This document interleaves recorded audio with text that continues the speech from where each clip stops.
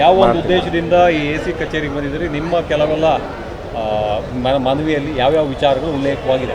ನೋಡಿ, ಈಗ ನಾವು ವಕೀಲರ ಸಮಸ್ಯೆ ಏನಾಗಿದೆ ಅಂದರೆ ನಾವು ಫೈಲಿಂಗ್ ಮಾಡಿದರೆ ಫೈಲಿಂಗ್ಗಳು ತೊಗೊಳ್ಳಲ್ಲ. 9 ಜನ ಸ್ಪೆಷಲ್ ಡಿ ಸಿಗಳು ಅಂತೇಳಿ ಮಾಡಿದ್ದಾರೆ. ಯಾವ ಡಿ ಸಿ ಸ್ಪೆಸಿಫಿಕ್ ಆಗಿ ಯಾವ ಕೆಲಸ ಮಾಡ್ತಾ ಇದ್ದಾರೆ ಅಂತ ಹೇಳಿ ನೋಟಿಫಿಕೇಶನ್ ಹಾಕಿಲ್ಲ. ಮತ್ತು ಯಾವ ಎಲ್ಲಿ ಸಿಟ್ಟಿಂಗ್ ಎಲ್ಲಿ ಮಾಡ್ತಿದ್ದಾರೆ ಪ್ರಾಪರಾಗಿ ಎಲ್ಲೂ ಗೊತ್ತಿಲ್ಲ. ನಮ್ಮ ಕ್ಲೈಂಟ್ಗಳು ಬಂದಿರ್ತಾರೆ, ನಾವು ಎಲ್ಲೋಗಿ ಅಟೆಂಡ್ ಮಾಡಬೇಕು ಅಂತ ನಮಗೆ ಗೊತ್ತಿರೋದೇ ಇಲ್ಲ. ವ್ಯವಸ್ಥೆ ಸರಿ ಇಲ್ಲ. ನಾವು ಕಂದಾಯ ಸಚಿವರಿಗೆ ಕೃಷ್ಣ ಬೈರೇಗೌಡರಿಗೆ ಏನು ಮನವಿ ಮಾಡ್ತೀವಿ ಅಂತ ಹೇಳಿ, ಏನು ನೀವು ಅಧಿಕಾರಿಗಳನ್ನ ನೇಮಕ ಮಾಡ್ತಾ ಇದ್ದಾರೆ ಸ್ಪೆಸಿಫಿಕೇಶನ್ ಮಾಡಿ ಯಾವ ಕೆಲಸನ ಯಾರು ಮಾಡ್ತಾ ಇದ್ದಾರೆ, ಯಾವ ಡಿ ಸಿ ಎಲ್ಲಿ ಸಿಟ್ಟಿಂಗ್ ಮಾಡ್ತಿದ್ದಾರೆ, ರೈತರ ಸಮಸ್ಯೆಗಳನ್ನ ಕೇಳೋರು ಯಾರು?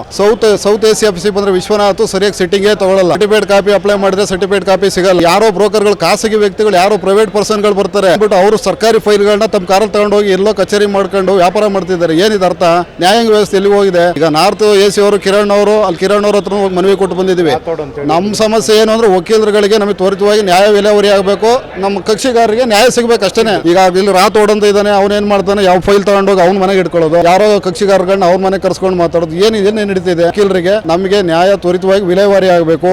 ಎಸಿ ಕೋರ್ಟ್ಗಳು ಸಿಟ್ಟಿಂಗ್ಗಳು ಕರೆಕ್ಟಾಗಿ ನಡಿಬೇಕು. ವಕೀಲರುಗಳ ಮನವಿಗಳು ಕೇಸ್ ಫೈಲ್ ಮಾಡ್ತೀವಿ, ಅದನ್ನ ರಿಸೀವ್ ಮಾಡ್ಕೋಬೇಕು. ಅವ್ರ ಆರ್ಡರ್ ಏನಾದ್ರು ಮಾಡಲಿ, ಅಲೋ ಮಾಡಲಿ, ವಿರುದ್ಧವಾಗಿ ಮಾಡಲಿ, ಪರವಾಗಿ ಮಾಡಲಿ, ನಾವು ಅಪೀಲ್ ಹೋಗ್ತೀವಿ. ವಿಚಾರವಾಗಿ ಕಂದಾಯ ಸಚಿವರು ಈ ಕೂಡಲೇ ಇದನ್ನ ಪರಿಗಣನೆ ತಗೊಳ್ಬೇಕು. ನಾವಿವತ್ತು ಎಲ್ಲಾ ವಕೀಲರು ನಮ್ಮ ವಕೀಲರ ಸಂಘದಿಂದ ಬಂದು ಡಿ ಸಿ ಅವರಿಗೆ ಮನವಿ ಕೊಟ್ಟಿದ್ದೀವಿ. ಮುಂದಿನ ದಿನಗಳಲ್ಲಿ ಇವರು ಸರಿತವಾಗಿ ಏನಾದರೂ ಕಾರ್ಯಕ್ರಮ ಮಾಡಲಿಲ್ಲ ಅಂದ್ರೆ ನಾವು RC ಹತ್ರ ಹೋಗ್ತೀವಿ ಮತ್ತು ಕಂದಾಯ ಮಿನಿಸ್ಟರ್ ಹತ್ರ ಹೋಗಿ ಧರಣಿ ಕೊಡ್ತೀವಿ ನಾವು ಅಂತೇಳಿ ಈ ಮೂಲಕ ಎಚ್ಚರಿಕೆಯನ್ನು ಕೊಡ್ತಾ ಇದ್ದೀವಿ.